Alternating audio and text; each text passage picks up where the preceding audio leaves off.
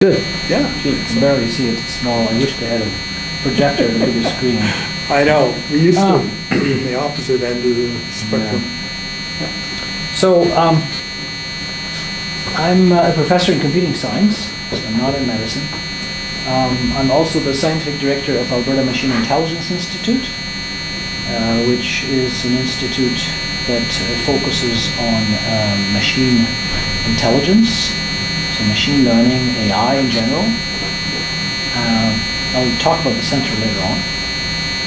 And I'll be seeing you at least 3 times, I believe. Yes. And I'll be talking about the promises that AI is promising us and the perils of AI. We will have also a talk by Patrick Pilarski, who will talk about part of machine learning that we call reinforcement learning. I'll mention that here. He specializes in adaptive prosthetics. I believe he will talk about his projects. And we will have also Rich Sutton. Is he talking again? Yes. So Rich Sutton will talk about reinforcement learning. I will be talking first about AI and how U of A is actually extremely important in this field, and how U of A is partly responsible for the resurgence of AI. AI is not new, it has been around for a while, but we had ups and downs in the history of AI, and right now there's a huge resurgence. And U of A is partly responsible of that. And that's why I'm telling you, you'll feel proud of belonging to this big family. So this is an artistic representation of an artificial brain. People are trying to think about, how do I represent this intelligence, artificial intelligence? And this is a brain. And people now are using this term, artificial intelligence, everywhere, without even knowing what it means. They don't even ask themselves what it means. They just use it. We think we know. And when we know artificial intelligence, well, we know it from news articles we read and things like that. So you read something like, AI market will be worth $59.8 billion by 2025. So obviously that's something that is important. Okay. Then there is an important person who says, this is Putin, who says, the one who dominates AI will rule the world. That's huge. Wow, what is this AI? I can tell you that actually politicians in China have decided, and they're very serious about it, to invest billions of dollars, not millions, billions of dollars in AI because they want to be the one that dominate AI by 2025. And they are actually on the right path. They're going fast. In other places in the world, they don't realize they're dormant, and China is moving fast. So what do we learn about what is AI? As I said, well, we read articles, the news, magazines, whatever. All sorts of magazines talk now about AI, everybody. Even those that talk about, makeup and fashion and whatever, they find a way to put an article on AI. And these journalists don't even know what AI is, but they talk about it. And they try to convey a message that actually is amazingly vague.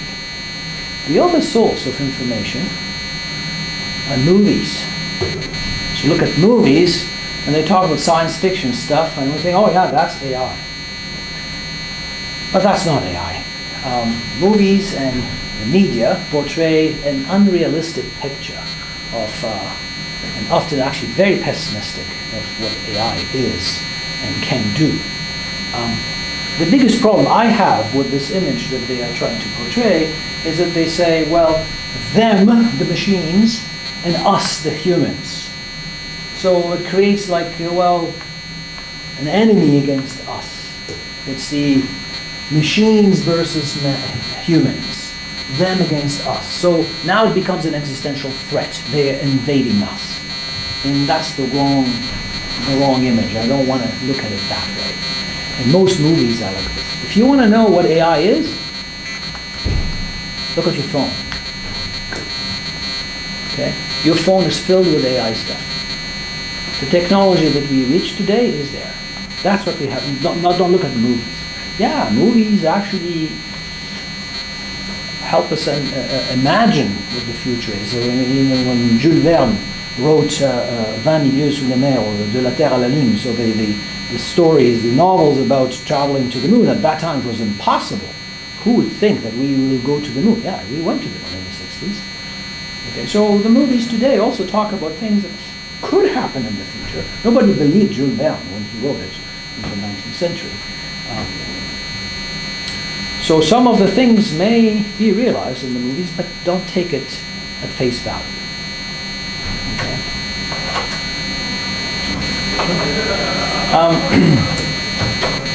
So we watch movies, and movies are not just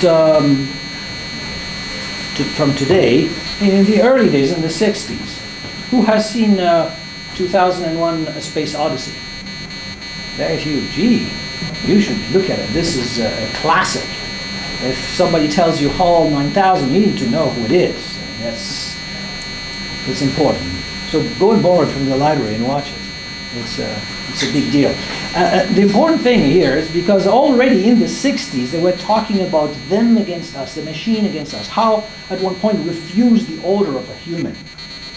It's a very important part of the movie when we refuse to open the doors. So it's not new. Before you were born, we were already talking about this in the movies. There's Colossus in 1970. Colossus talks about two computers conspiring to rule the world, one in Russia and one in the United States. There's another movie, well, you talked about Blade Runner, that's a classic as well. I invite you to see it, not just the new one that came out last year, but this classic from 1982.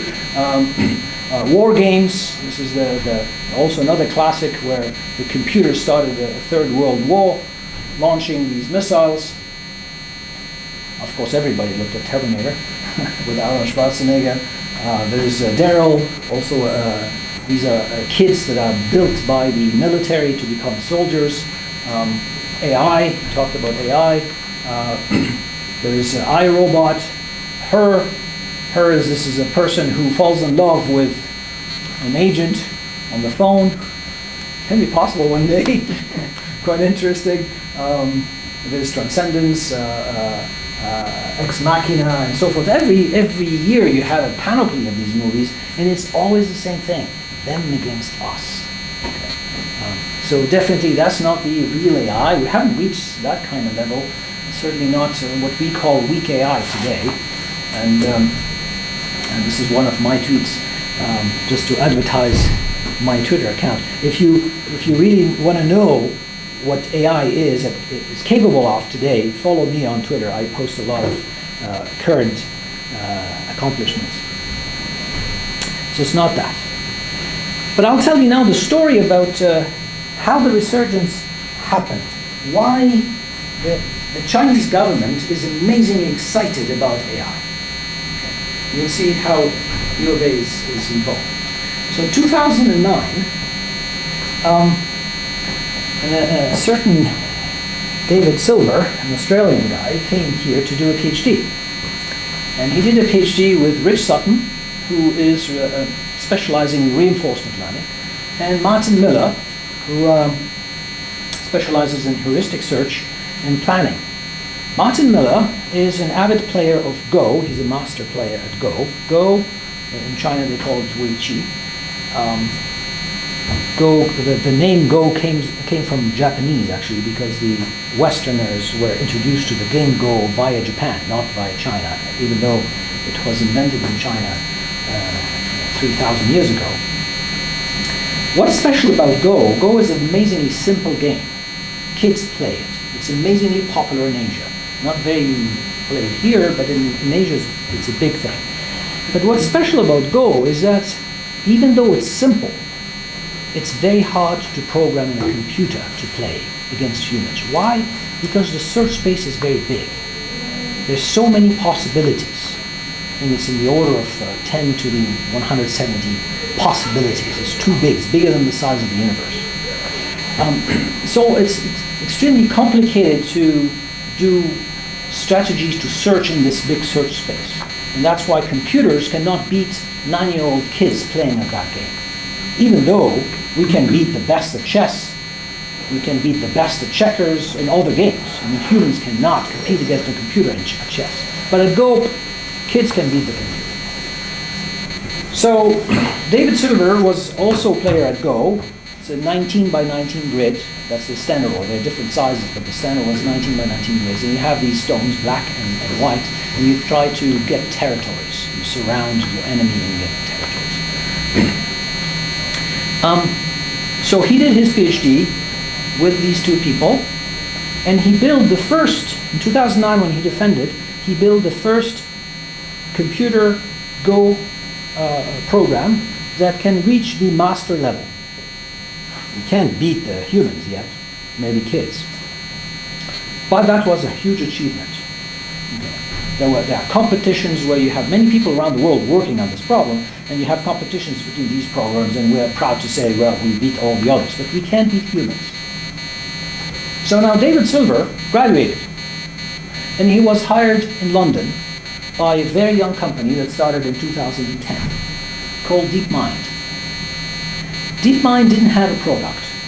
They were just working on what they call general intelligence, so artificial general intelligence, so a program that can solve many problems, not just specialize in one thing. Okay. If you take the program that beat the humans at chess, you can't ask that program to drive a car.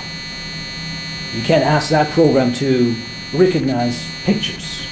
It's very specialized in chess. Okay. We humans are very versatile. I can drive a car, I can recognize faces, and I can play chess. I can learn to make an omelette, I can learn to sew, I can learn other things. I'm versatile. Humans are versatile. But these programs are intelligent, but very specialized at their domain. And this company was interested in building something that is more versatile. But they don't have a product per se, so those that they hired the best guys that they could find, and they say, okay, come up with something, work on your stuff. And he worked with a team, he was the leader, continuing his PhD work. And they created the Alphago project. Okay? DeepMind hired other of our students, not just David Silver, that graduated from the U of A. And one day, some famous people leading a famous company called Google saw the work that this company was doing, and they said, oh, that's interesting to us. They acquired it, that company. So Google acquired DeepMind in 2013, so 3 years after the company was created. And at a TED Talk in Vancouver in 2014, Larry Page was interviewed, and he admitted that one of the reasons he was almost flabbergasted by what this company was doing, even though they don't have a product per se. He said he was very impressed by the program that they have playing the Atari game. Do you know the Atari games from the 80s? You have a console, you attach it to the TV, and you play different games, pixel-based games. Games like this, okay, like the chicken crossing the road with cars, or you have invaders coming and you have to shoot them and stuff like that. Well, that project started at U of A. This is called the Arcade Learning Environment that Michael Bowling started, and one of his postdoc actually was hired by this company and did the same thing. He continued the work there. So what is special about this game? Why was Larry Page impressed? Is that the program learns to play a game by itself just looking at the pixels. And it's not just one game. There are many games that are played in the Atari console, and it learns all these games. So it's not just specialized, it's a little bit generalized, between quotes, for the games of the Atari. And actually the interesting thing, the way this started is because Michael Bowling was looking at his own kids playing the Atari console, and he didn't have the user manual. He said, well, here's the console, just learn it. And the kids were, of course, trying and dying and trying until they learn. Say, well, we can write a program that can do the same thing. Okay. And the interesting thing is that They were using reinforcement learning, also technology from U of A. With reinforcement learning, the program was learning by playing again and again, and it reached a level where in some of these games, it does better than the humans. So that's impressive. Okay, but a very strong link with U of A. The AlphaGo, after Google acquired now DeepMind, DeepMind has all the resources that Google has, and they have all these computers and powerful computers and stuff, and they started having very good results. They wanted to show that these results are very impressive, and they challenged the European champion at Go, and they beat him. So from the status where we were not able to beat kids, suddenly we beat the European champion. The Asians said, that's not important. The European champion is ranked 155, so who cares? Okay. So they went and challenged ninth Dan master player at Go, Lee Sedol. He's a Korean guy. He was 8 or 9 times, no, more than, I don't know how many times world champion. And they beat him. That was the first shock. Oh my gosh. Even the specialists who were working on Go for their whole career were shocked. How can this happen? From almost nothing to beating the best in the world. Well, he wasn't the best in the world. He wasn't the current champion. So the Chinese said, we have our own champion. He's the world champion. So they challenged him, KG. And KG also was beaten by AlphaGo. And that started the big shock in Asia. This was televised. People were watching it live, including the big decision makers in China. And they said, wow, we have to do something. AI is coming and we need to invest in this. Now, you think they stopped here? No. Last October, so a few months ago, DeepMind decided to do something else. So how does this learn? At high level, we're using reinforcement learning. I'll tell you later what is reinforcement learning. It learns by looking at past games, how humans played and all that stuff, and it creates its own model to play the Go. And then I said, let's try something else. Let's remove all this data, give the program just the rules of the game, and let it learn by playing against itself. So they call it Alphago Zero. I'm starting from 0, just the rules of the game. And in October, Alphago Zero beat AlphaGo. So AlphaGo, that beats the best in the world, cannot beat Alphago Zero. Okay, these are the news that happened there. That shocked even further the rest of the world. So, oh my gosh, now that's serious. Well, it didn't stop there. A month ago, just a month ago, I was in China at that time. I was actually talking about this in China. And DeepMind announced something else. They said, well, we want to try. We removed the rules of Go and we put the rules of chess. In 4 hours, AlphaGo Zero playing against itself chess, it was able to beat the best program today. Don't talk about humans. Humans were beaten by computers in 1997. AlphaGo Zero beat the best open source chess program after 4 hours of training. So this same program that learned Go now learns chess and beat the best of the best. So yes, we're doomed. Them against us. Of course, this is exaggerated. So we shouldn't look at it that way, and I'll talk about it later on. Actually, we should celebrate this amazing results. So I'll be talking about what artificial intelligence is. I haven't defined it yet. I'll talk about machine learning. I'll talk about our center here at U of A. That's why I said you would be proud of belonging to U of A. U of A is one of the best research centers in AI in the world. Then I'll talk about some achievements, to give you some examples, and then I'll go and talk about singularity and stuff like that if we have the time. So what is artificial intelligence? I'll start a movie and we'll watch together. No, let you watch these movies. But typically people say artificial intelligence is the advanced computing, that allows a computer system to perform tasks that normally would require human intelligence. And assumes we know what human intelligence is. And this definition that most people agree on actually is not new. It comes from a definition that Marvin Minsky is one of the founders of the field in the 50s. He was the founder of the first AI research lab, the research lab at MIT. He was the director of that lab for many, many years. He said, well, this is a definition from the 50s. He said artificial intelligence is the science of making machines do things that would require intelligence if done by men. My definition is not that. I say that actually artificial intelligence is some kind of an enhancement to our creativity. So look at it as a tool. We are building tools to do things better than what we used to do before. Okay? I have a nail. I was trying to push it, I can't, so I invented a hammer to do my job better than I used to do it before. So AI is also a hammer.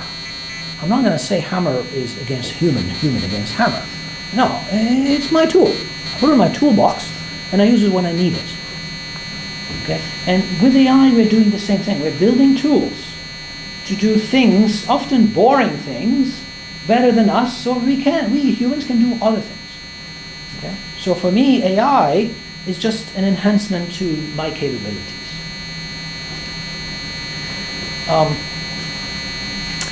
Now, what is interesting is that in the olden days, and actually some people today still believe that, many thought that AI is actually trivial. It's easy to do. And when you look at the first proposal to create the first conference on artificial intelligence where they actually coined the term AI, they said that this was John McCarthy. John McCarthy is the main author of that proposal. He said, well, human thought, human intelligence can be broken down into smaller pieces. Any task that requires human intelligence can be broken down into smaller pieces, and each sub-problem can be solved independently, and then you put them all together, and there you go, you can create something intelligent. And people believed it, and that's why people flocked towards this AI, and there was a lot of investment, and people thought that by the 60s already we'll have some intelligent machines. That wasn't the case. Just to give you an example, an anecdote to show you how naive they were at that time. The book that was written not a long time ago was talking about Marvin Minsky and the history of AI. And they talked about how in 1966, so this was 10 years after they created the first conference, they organized the first conference on AI, still after 10 years, Marvin Minsky hired an undergraduate student, first year undergraduate student at MIT, and he told them, okay, for the summer, here's the task I'm going to give you. See that camera? It's connected to a computer. Make the computer describe what the camera can see. First year. Well, we can barely do it today. And they believed that can be done in 1966. So this shows you how naive they were. However, today, you have people like Andrew Ng.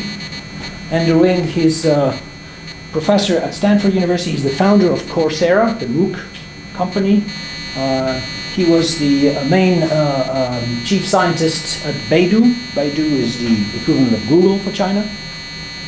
He was running the lab in California for Baidu. So he's very famous in AI. He actually created the courses on deep learning and machine learning on Coursera that is attracting hundreds of thousands of people. So he's very famous. And he said, well, today AI is so important that it's actually changing our civilizations, changing our life, like electricity did a century ago. Okay, so he's using electricity as a metaphor, but actually, can you imagine living without electricity? We won't have this light, we won't have this computer, we won't have this camera. We can't imagine our lives without electricity. Well, very soon we won't be able to imagine our lives without AI. AI will be everywhere. And it's happening very fast. It's so fast that even the specialists are surprised. This is a quote by Sergey Brin, another founder of Google, and this is in the World Economic Summit. I think it was last year. He said this is a revolution. AI is a revolution. It's happening so fast that himself was surprised. Imagine this is the founder of Google who works in the biggest company using AI, and himself is surprised. So let alone the others. So it's happening very fast. You're using AI and you don't know it. So why is it happening now? Why now there's a resurgence again? Well, there are three factors that are playing a huge role. First one is the fact that we are amassing colossal amounts of data. We have massive amounts of data, more than any other time in the past. The other factor is that our computers are becoming very powerful. My watch has a computer way more powerful than the onboard computer of Voyager 1 and Voyager 2 that now are at the edge of the solar system. Okay. So much so that actually a graphics card that costs today about $1,000, a GPU, is about $1,000, is more powerful than Cray 1 that was $10 million. Okay, actually, your phone is more powerful than Cray 1, some phones. So we have advances because we're collecting a lot of data. With advances, we have fancy computers, very powerful computers, but also we have fancy algorithms. We made advances in the developed new powerful computers, algorithms. An example of them is something called deep learning. Have you heard of deep learning? Anybody heard the term deep learning? Well, like AI, many people who don't know deep learning, they are using them in their articles. You read the magazines, you'll see deep learning. And probably in some movies they will slide the term deep learning. It's so in fashion. But most people don't know what that is. And I'll explain it very briefly. So these three together are helping this resurgence of AI.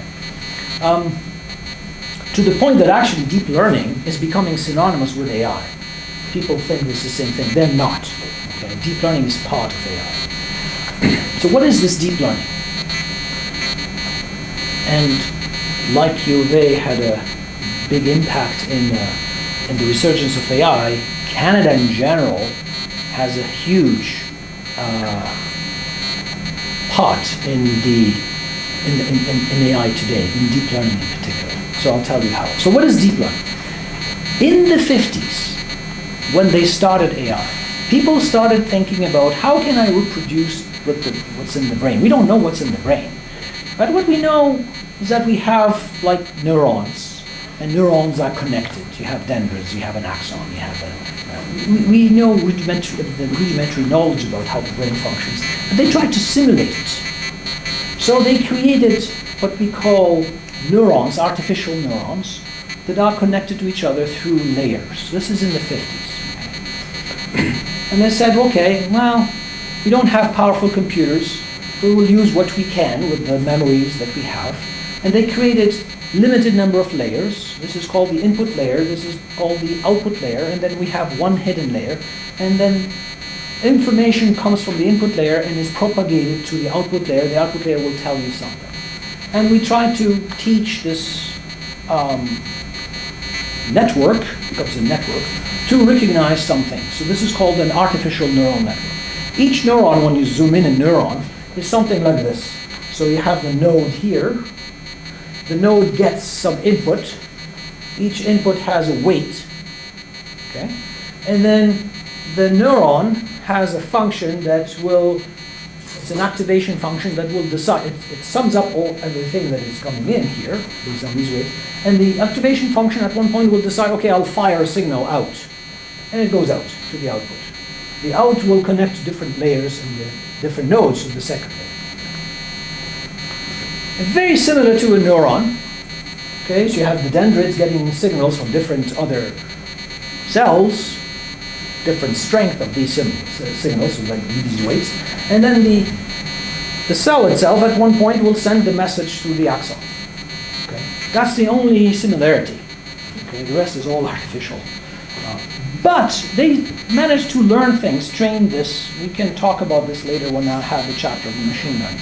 They can train it to learn things, but it's very limited because you don't have a lot of these neurons. In the brain you have billions. Okay. The difference is that some guys in Canada have persisted and they were stubborn, continued to work on this, while most of the people around the world, they said, nah, this is limited, we're not going to work on this, we'll work on something else. And they worked on theoretical architectures and showed that actually it can learn. But thanks to the fact that now we have computers that are more powerful, they were able to take those sophisticated architectures and implement them. And now we have not just one hidden layer, we have many hidden layers. And that's why we call it deep learning. Okay. And these networks were able to learn amazing things. And it's not just one layer connected to every single node in the next layer and so forth. There, I mean, you have sophisticated kind of architectures. We talk about the fully connected or the convolution neural networks. We can also talk about recurrent neural networks. There's also hierarchies, and there are many sophisticated different architectures. I won't go into details. But those who deserve all the credit are two researchers in Canada, the team of Yoshua Bengio at the University of Montreal and the team of Jeff Hinton in Toronto. How did it come back and become so successful? Well, in 2012, there was a competition. There are always competitions, but in 2012, two students of Jeff Hinton participated in that competition. The competition was about recognizing images and classifying them, like for example, these are cats, these are dogs, these are whatever. And they beat all the competition by one order of magnitude, and everybody was surprised. Oh my gosh, how come they left the pack? Everybody is here, and they are way better. So they asked, what did you do? Well, we used neural networks. Really? Neural networks that everybody abandoned? Indeed. So they were able to recognize, this is afterwards Google hired them, and actually Google acquired their company. I don't know if you follow the news. And they were able to recognize, for example, cats better than humans on millions and millions and millions of these images. So that was an interesting revelation. They said, well, can it do better than that? Can it do just images, or can it do something else? Here's another task that scientists have been working on for many years, and they can't beat the humans. It's about sound. So you hear people talking, like for example on the telephone, and you want to transcribe what is being said. DARPA is very interested in that. So imagine you have surveillance on many phone lines, and you want to transcribe the conversations. You're not going to ask humans to do that. It takes a long time. It takes an army of people doing that. We want to do it with a computer. Humans reach about a 6% error rate. That's not bad, because you can't hear all the words properly, the different accents, and the communication is not perfect, and all that stuff. But computers were worse than that, way worse than that. And for many years, DARPA has been organizing a competition in many companies, because this is very lucrative, it's a huge business. Many companies were trying to build tools to do that. And this is showing the performance over the years. Then they say, okay, let's try to use deep learning. What is sound? It's like an image. You have frequency and amplitude, so I can put it in 2D, and let's feed that and see what we can do. Since we use deep learning, performance went down, and we are beating the humans. So machines beat the humans at recognizing words in voice, in utterances in voice. Okay. That's amazing. So I said, wow, so this deep learning thing is promising. Let's try it on something else. What is deep learning? It's basically predicting, giving some input. It predicts what it should be the output, so I'm predicting. I said, can we try it on something a little bit more sophisticated? Like I have a sequence of things, can I predict another sequence? For example, take a sequence of words in French and predict the sequence of words in English. I'll do translation. They tried it on translation. And this is when they started using deep learning, and the performance is going up. We don't beat humans yet, but we do way better on a task that we were struggling with. So deep learning is amazingly promising. There's a report that just came out called the AI report for 2017. This is the first time they write it, but they plan to do it every single year. And they report their many achievements of AI in general, and most of them are thanks to deep learning. So we tried them on different detections. This is detecting visual objects, so basically images. Is it a cat? Is it a car? Is it what is it? Basically, you classify images, and as I told you, we do better than humans. We tried it on visual query answering, so I'm not saying here images, classify them, dogs and cats and whatever. Here's an image, identify what's in there. Okay. And we're doing better and better. We're not like humans, but we're doing better and better. I'll go back to this because now, very recently, and it wasn't in that report, we are actually teaching a computer to teach itself to recognize objects and images, and we do even better. I'll get back to that. It's a shocking result recently. This is the case of question answering. I give you a text and I give you a question. Find me the answer to the question in that text. So the computer will read the text, and from the text get you the answer. We're getting better and better. We're not like humans, but very close. Very close. So for example, I'm asking you a question and you go and read Wikipedia and get the answer and come back to me. Don't give me the page of Wikipedia, give me the exact answer to that question. Computers are getting better at that. This is thanks to deep learning. But again, deep learning is not just AI. AI is not just deep learning. There's way more to AI. AI, there are many fields in it, specialized fields. People work on knowledge representation. So you collect knowledge, how do you represent it in an efficient way so that I can exploit it during reasoning or whatever, answering questions or things like that. So knowledge representation is a big field in AI. There's also reasoning. How I do reasoning based on some facts, based on some knowledge, based on rules, patterns.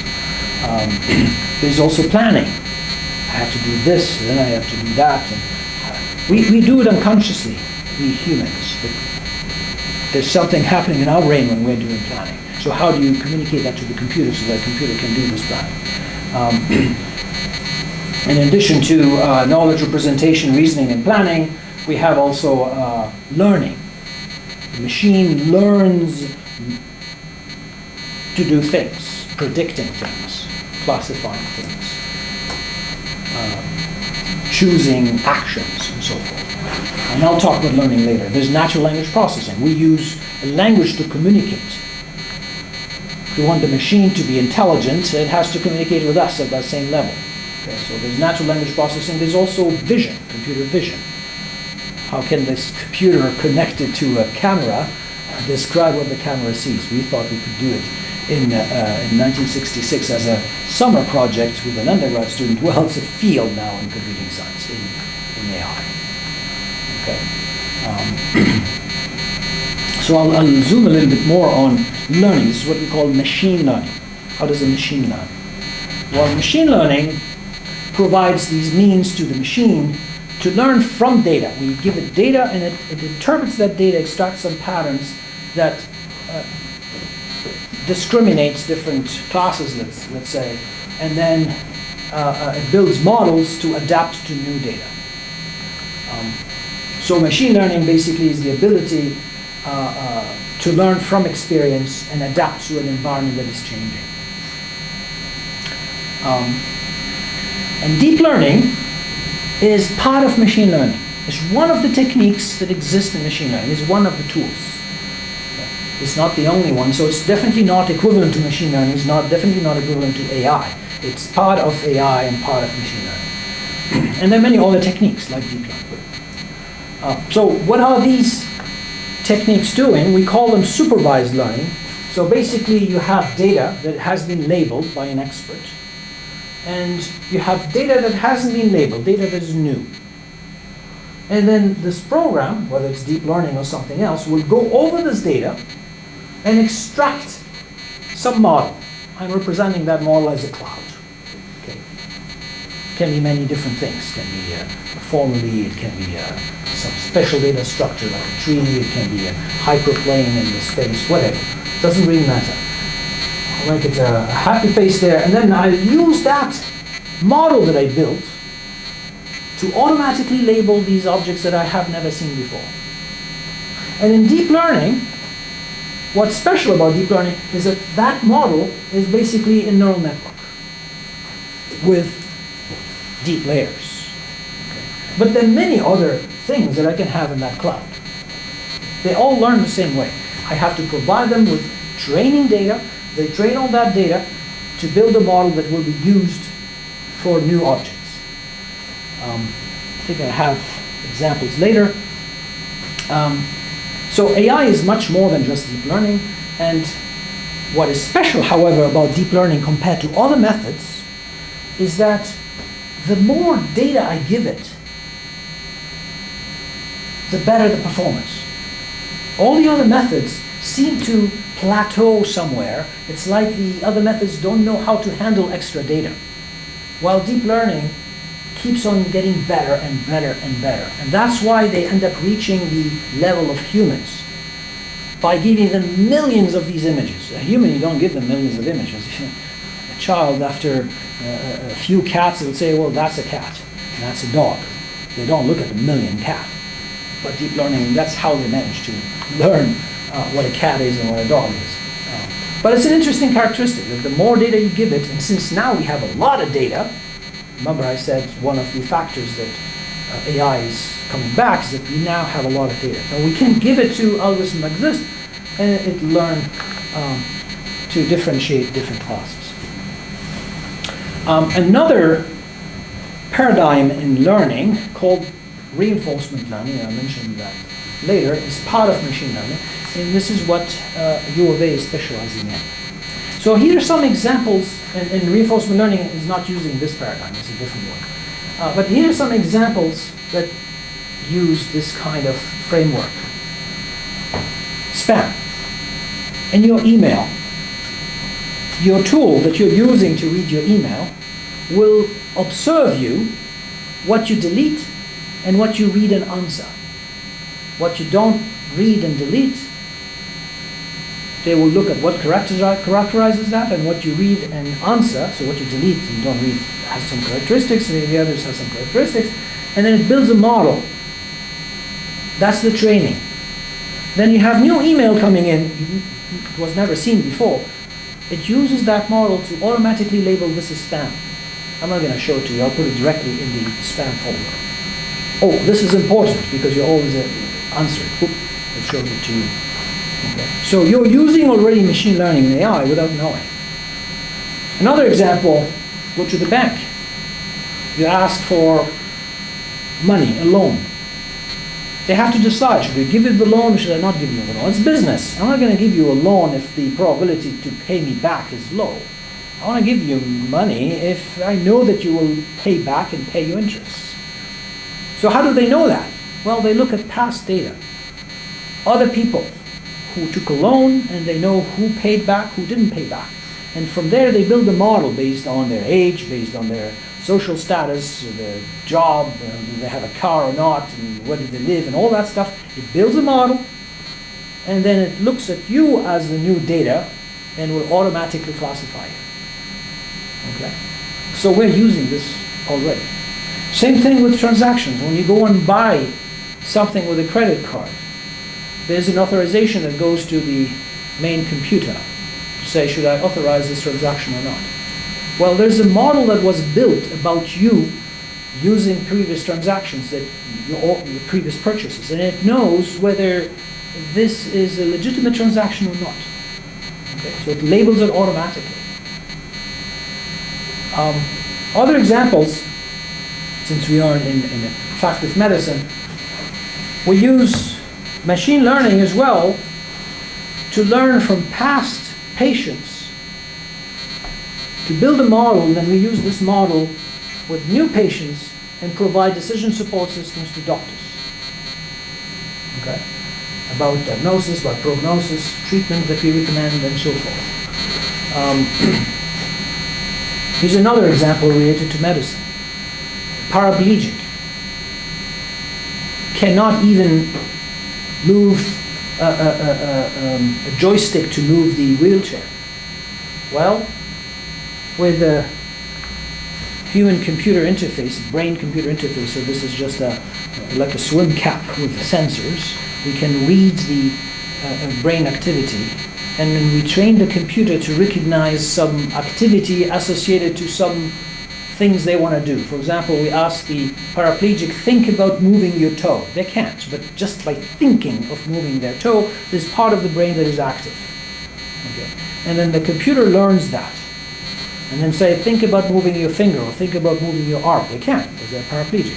But there's an activity that's happening in the brain. The computer will learn these to recognize them, and then you can associate them to actions. Like, whenever I want to move forward, I'll think about moving my toe. The wheelchair will move forward. I want to stop. Oh, I'll move my arm. I'm not moving my arm. I'm thinking moving my arm, and the wheelchair will stop. So I use machine learning to make the wheelchair respond to commands from a paraplegic who's not even moving. Okay? Do you understand the example? That's why I'm saying it's a tool to extend our capabilities. It's not the wheelchair against the paraplegic. So I mentioned reinforcement learning. What is reinforcement learning? Reinforcement learning uses a different framework. You have an agent, a program agent here putting a robot, and you have the world. And the agent has a set of possible actions it can take. When that agent takes an action, the world changes. So you have a new state. And then at the same time, you get a reward based on that action that you took as an agent. And that is called experience. It repeats that with the goal of maximizing the reward. I want to get as much reward as possible. This is very similar. So this is it's not based on like how the brain functions or whatever. It's based on how we animals behave when we learn. We animals, because dog would do the same thing. Say, well, roll. When it rolls, you give it a sweet. That's the reward. And the dog wants to get more of these sweets, or whatever you give it, a biscuit or whatever.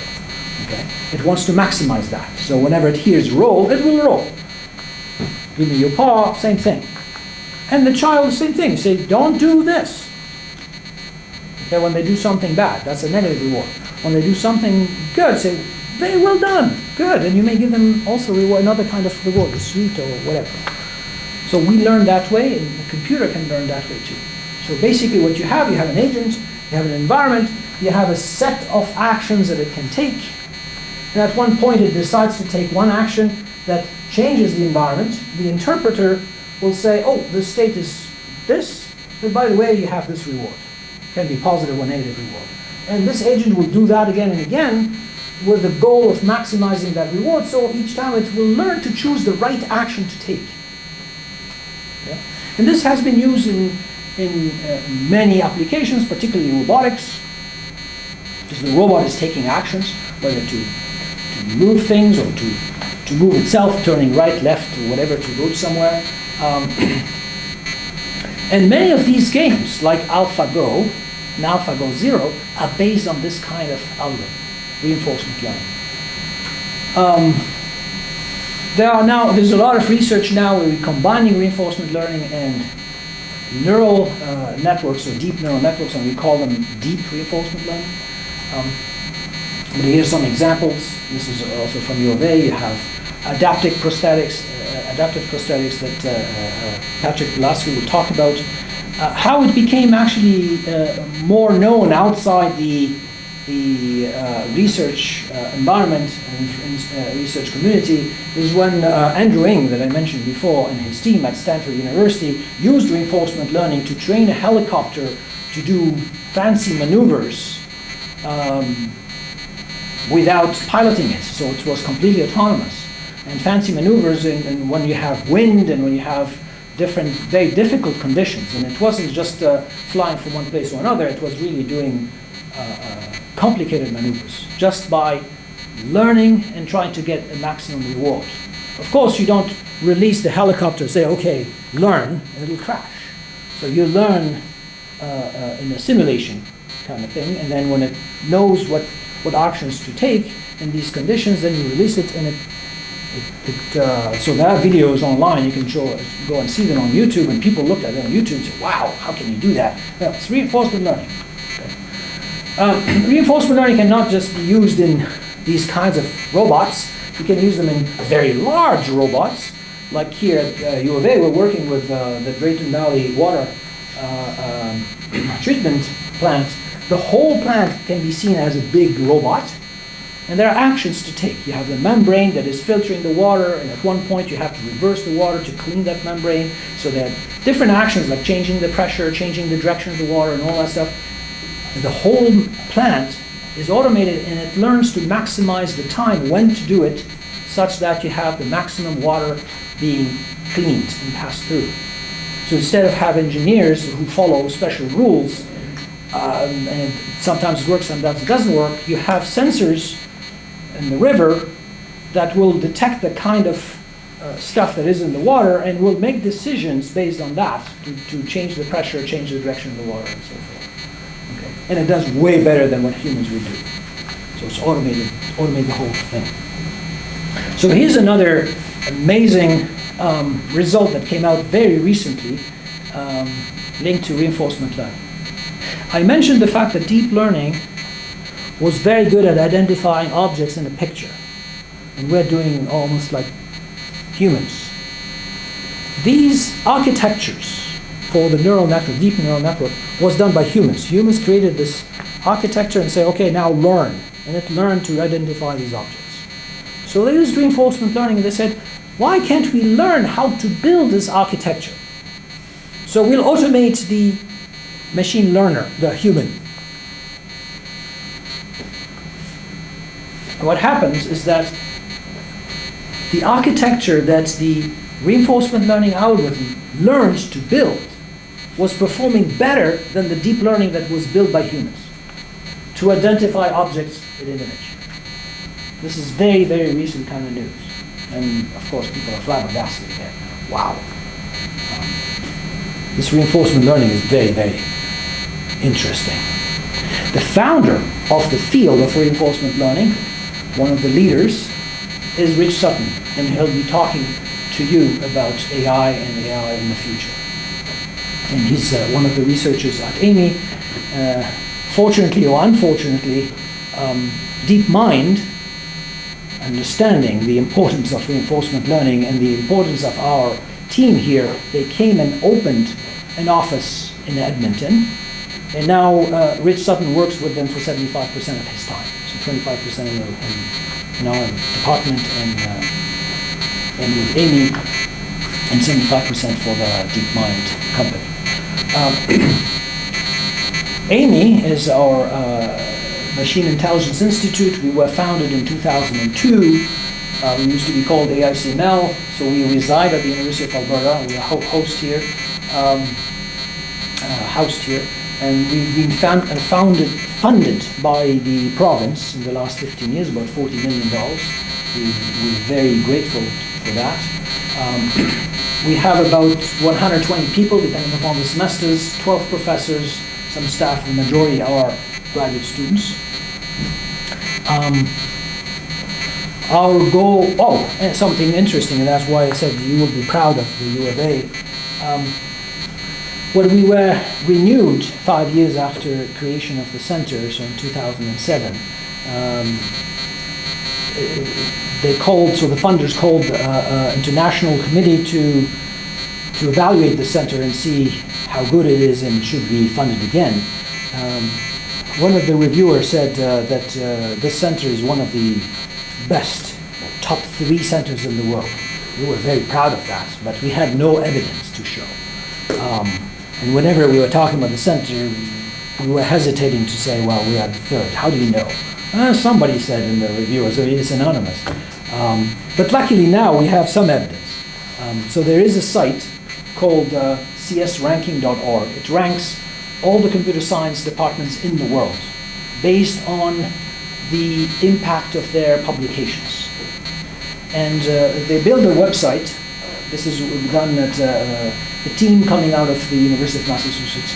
And you can say, I want to rank the universities or the departments in the world, or in North America, or in Asia, or in Europe. So if you say in the world, and between 2002, when we were created, till 2017, now, give me the top 25. And you can choose which fields in computer science. So we say artificial intelligence and machine learning and data mining. We end up being 2nd in the world after Carnegie Mellon. So we're very proud of that. So what does the center do? Our goal is to do world-class research. That's what we are known for. Train highly qualified personnel, so the skills that these big companies are hiring. We're also trying to do commercialization. This is our new mandate. We want to place our graduates here. Unfortunately, 90% are going to the States. And so we'll try to keep them in Alberta and in Canada. And we want to create also startups here and an ecosystem that is viable in Edmonton. I have some slides about how the team grew. I don't think it's relevant to this class, so I'm going to skip quickly. Is Jonathan Schaefer talking in this? No, he. So Jonathan Schaefer, our Dean of Science, was one of the founders of the center in 2002. He unfortunately left us because of the responsibilities that he has, first as a VP IT, now as the Dean. But I replaced him, and I'm now the scientific director. I've been the scientific director for 9 years. We have also an executive director, but the majority we are professors, either in computing science or in medicine. So Patrick Pilarski is in faculty of medicine. Yutaka Isui is in public health. Recently we hired 2 new ones, 2 young ones. Something interesting to mention is that the federal government, realizing that AI is important in Canada, and we are a pillar in the world, but the majority of our people are going elsewhere, to keep this, to encourage that this talent stays here, they decided in the budget of 2017 to actually fund AI in Canada. And they selected the 3 pillars in Canada. So we have University of Montreal, this is Montreal and McGill, so this is the Mila Lab, the Vector Institute in Toronto with the University of Toronto and the University of Waterloo, and the AMI Lab with the University of Alberta. And they funded $125 million for these 3 pillars. This is a very important thing here. What is interesting is that Montreal and Toronto are mainly working on deep learning. They're also now interested in reinforcement learning, of course, while Edmonton distinguishes itself by focusing on reinforcement learning. They will also work on other things. Now, U of A hasn't started about working on AI in 2002 when this center was created. I'll show you one thing.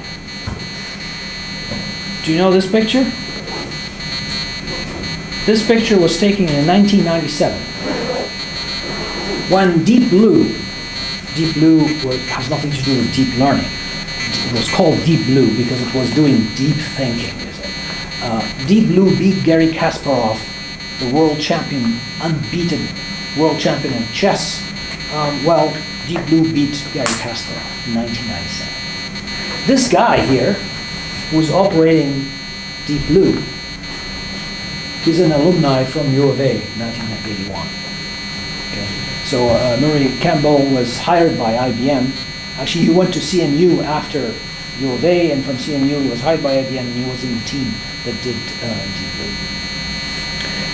But another achievement, Jonathan Schaefer, that I just mentioned, our Dean of Science, also was leading a team. And in 1994, before Deep Blue beat Garry Kasparov, they were the world champion in checkers. And by 2007, the team solved the game of checkers. Solved means that there's no way a human can beat I mean, you can prove it mathematically, you can't beat the Chinook, the program. We also solved in 2015 at Amy, this is the team led by Michael Bowling, heads-up limit Texas Hold'em. So this is one against one player, but you solve it means you can't beat the computer at this poker game. Recently, that was last year, so March 2017, almost a year ago, we also wrote the first program that can defeat professional poker players at the heads-up no limit. Okay. So we beat humans again. There are other achievements at the U of A. I'm going to give you some examples that I'm proud of. There are many others. This is a program for oncology. Before you do surgery on the brain, you need to do segmentation on these slices that you get from the CT scans to identify where are the places that you're going to cut. That segmentation in volume, in space, takes about 20 to 30 minutes. And it's a very tedious kind of task. And actually, it's not always consistent. The same doctor doing it in the morning or doing it in the afternoon may not get exactly the same result. Two doctors may not get exactly the same result. This is a tedious job. So we can use machine learning to learn how to do it automatically, but not to replace the human. What we do is we do the segmentation and then we present it to the doctor, and the doctor adjusts it. And instead of spending half an hour, they spend 5 minutes. So that's how it becomes a tool to help them do their job better. Another example that I'm proud of, this is also from Amy. This is a very simple application that helps doctors in rural areas to detect tuberculosis. And this was done in Thailand, in places where you have poor people who can't afford to go to the cities to go and check whether they have tuberculosis or not. And you can't bring the equipment to these rural areas. So we build a very simple system that has a camera, and you have these petri dishes, the patient spits in there, and you put it for a few hours to cultivate you get this culture, and then you have this camera underneath that takes pictures and then can predict based on other pictures to say, yes, there is tuberculosis or not. It's very cheap, you can very easily move it from one place to another, and it has an incredible accuracy. Okay. It was patented in Thailand so that no big company will come and acquire it and say, no, now you have to pay. So it's actually free for them and they can use it. So we're helping people in these rural areas to fight tuberculosis. Another interesting achievement, this was also last year, we participated in a competition to pass the Japanese bar exam. So you give the exam to the computer, and the computer will answer these questions, and then when you mark these questions, you realize, oops, hey, the computer can now be a lawyer in Japan. So our team has the best result for that. We can actually pass the test to enter also the Tokyo University. There's a test to enter the university entrance exam. Another interesting achievement that was published in Nature Psychology last year is discriminating between people who have schizophrenia and people who have depression. So they have the same kind of behavior, but when you treat them, you don't treat them the same way. You don't treat somebody who has schizophrenia the same way you have somebody who has depression. So distinguishing between the two is extremely important. And in the same exercise, we were able to localize some biometric features in the brain that distinguishes between the two. So we help advance also medicine and our knowledge of medicine. Another achievement is, well, Patrick will talk about it, was in the adaptive prosthetic realm. We do amazing stuff. Okay, what did I want to say here? Yeah, okay. So in conclusion, very briefly, before I start the other part of the talk, we'll start let people discuss. I talk too much. AI is a transformative technology and will have a huge impact in the future, our future economy, and future society. However, AI still has many challenges. Still a lot of work to be done. AI is one of the top leaders in AI in the world. We have very unique capabilities that many places don't have. And something important that often people forget, particularly people who are responsible for decisions on funding and non-funding, fundamental research is capital. If it wasn't for these people in Montreal who persevered to work on this fundamental research, deep learning wouldn't have existed today. And all these achievements I'm talking about wouldn't have happened. So it's extremely important that we understand the importance of fundamental research and fund it as it should be. I have many other slides I can continue next time. I want to give you some time to ask questions if you want to. We'll continue next time. Thank you for your attention. So, this is the most exciting first lecture you've ever given. And the competition, I mean, your first lecture is always good, but this really... Because you learned something new. Yes, yes, I did. So, okay, questions? Yeah? Yeah. You talked about reinforcement learning Yes. with artificial intelligence. I'm minoring in psychology, and the human version of learning through reinforcement. It's a lot about rewards and punishment, and Yes. I've always associated. I don't want to with, call it punishment. Yeah. Negative rewards. Yeah, negative rewards. But I've always associated that with like emotion, like you get Yes. a reward and you feel good about Yes. it, and then you repeat that behavior and you end up learning it. How does a machine feel good about a reward? Yeah, well, good question. Machines don't have emotions. We're teaching them to express emotions. In our lab, we are teaching computers to actually express emotion. It doesn't mean that they have emotion. We have emotions, and the emotions actually dictate a lot of the stuff we're doing. Maybe collecting rewards is for pride. In the case of the dog, it's not necessarily pride. Because they want to eat. Maybe it's survival instinct or whatever. Computer doesn't have that survival instinct either. It's simply the program. We tell it, your goal is to maximize the reward.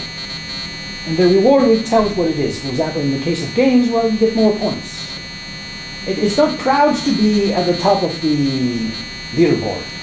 No, but its goal is to get more points.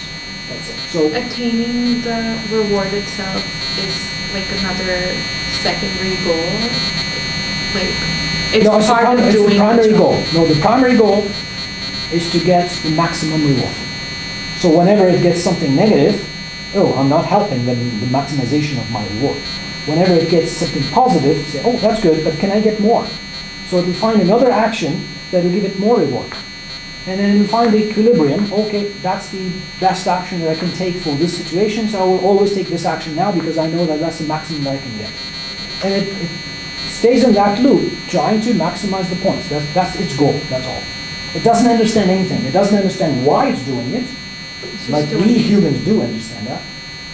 It's dumb. It just follows. It's funny, you say it's dumb, but at the same time, it does amazing achievements at the end.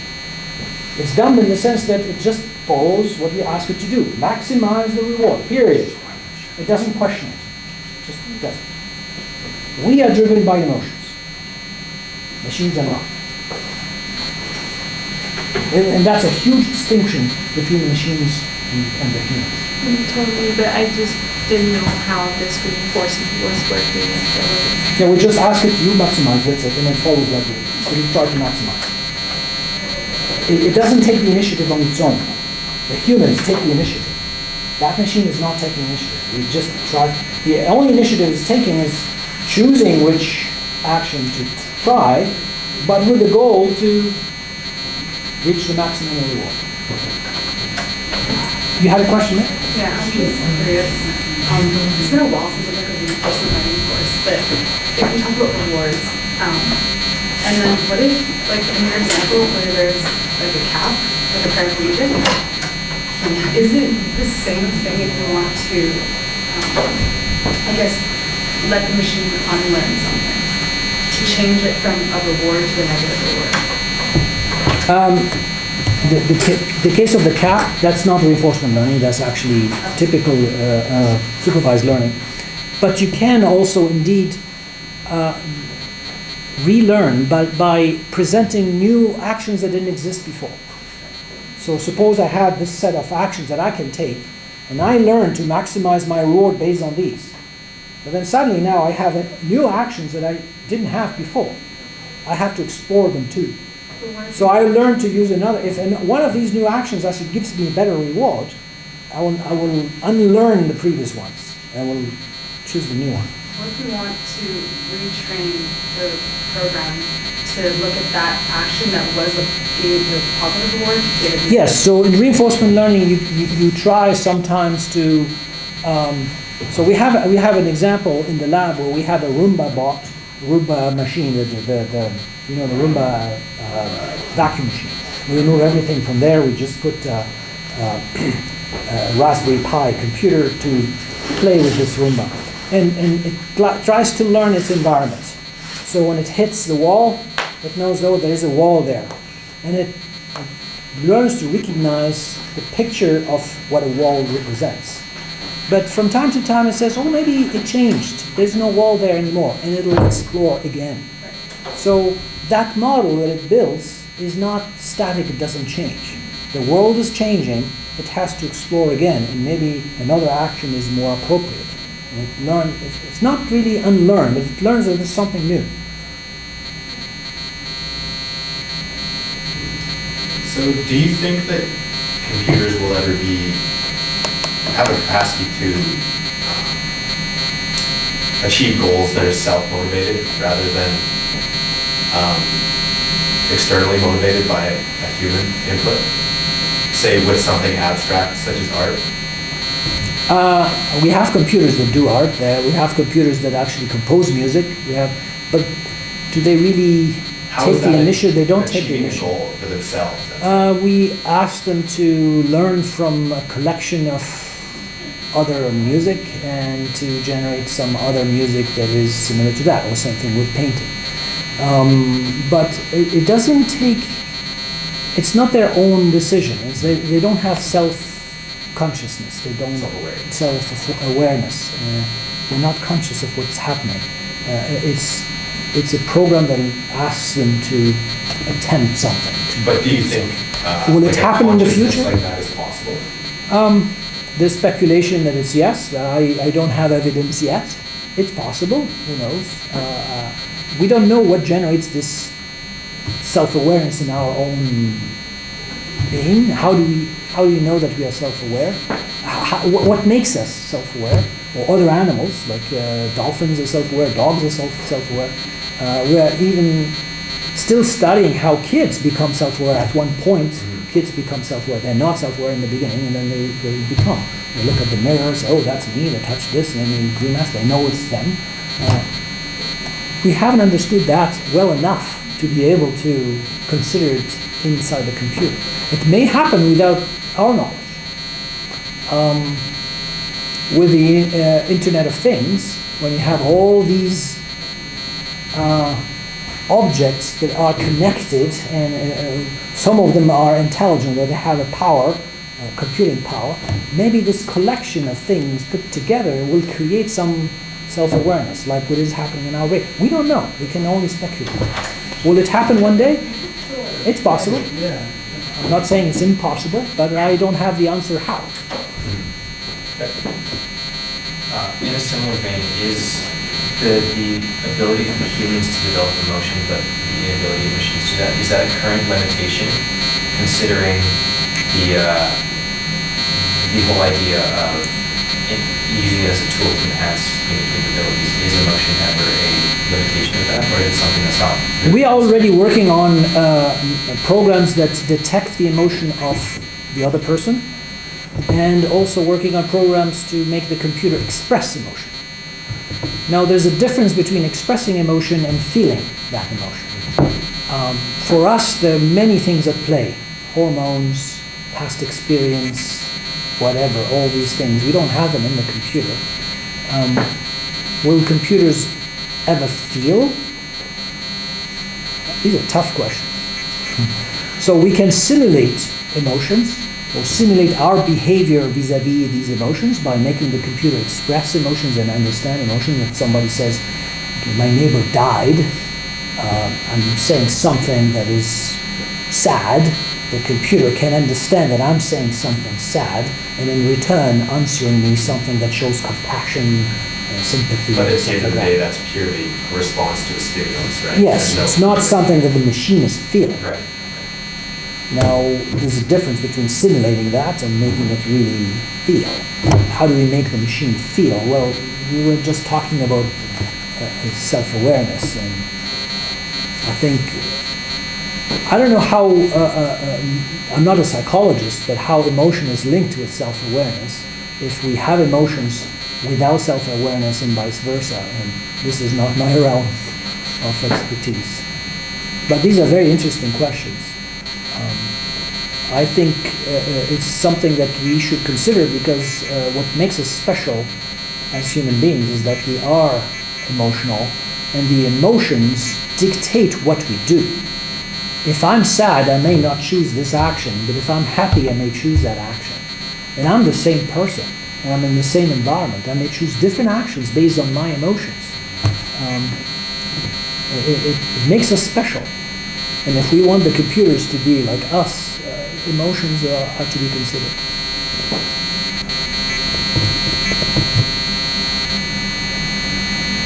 I hope I didn't shock you guys, but I hope you learned something, and you will certainly think about what I was saying.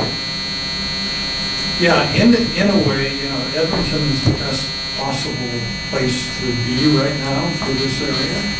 If you were in Toronto or Montreal, it's a bigger place, it's more multi-layered. It'd be hard for you to come in contact with really important people there, because lots of people ahead of you in the line. So, this really is an opportunity. So, yeah, and Rich Sutton, if you look at the video of his teaching session last time, I just find it so rich in terms of human interaction. The students were saying, well, what do we need to know? And I was saying, from that session, you needed to experience it. You don't need to know any facts from it. You need to know what I told you about Rich Sutton. You need to understand what the circumstance is, and Edmonton versus the rest of the world, and sort of Actually, AI. that's a message for all presentations or all classes. Don't think about how you will be evaluated and what is your grade. Yeah. Think about your experience. Yeah. That's what Yeah, matters. yeah, but it's a wonderful, he is like the nicest guy. You think, well, somebody so important must be really scary. He is such a genuinely nice guy. You will really, really enjoy that. And this is a tiny little room, there's only like 12 people here. It's a wonderful opportunity to meet very important people who are changing the world. And you guys could change the world someday too. But you're witnessing it anyways. That's right. Okay.